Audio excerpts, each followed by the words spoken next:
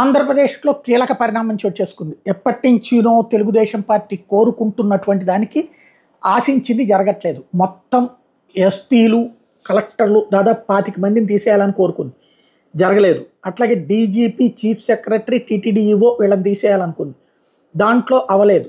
ఇప్పుడు అమిత్ షా ఆంధ్రప్రదేశ్కి రావడం, ఇక్కడ ఒక సభలో పాల్గొనటం, ఆ పాల్గొన్నటువంటి కొద్దిసేపటి తర్వాతన ఒకటి చంద్రబాబును లోకేష్ల మీద అంతకుముందే కేసు నమోదు చేయమని ఆదేశం వస్తే, ఆ కాసేపటి తర్వాతన సజ్జల భార్గవ్ మీద కేసు నమోదు చేయమన్నటువంటి ఆదేశం రావటం, ఇది ఐవీఆర్ఎస్ కాల్స్కి సంబంధించి.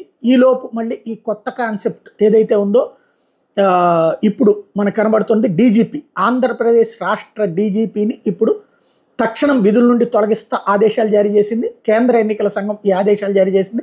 రాష్ట్ర ఎన్నికల సంఘాన్ని దీన్ని ఇమ్మీడియట్గా అమలు చేయమంది.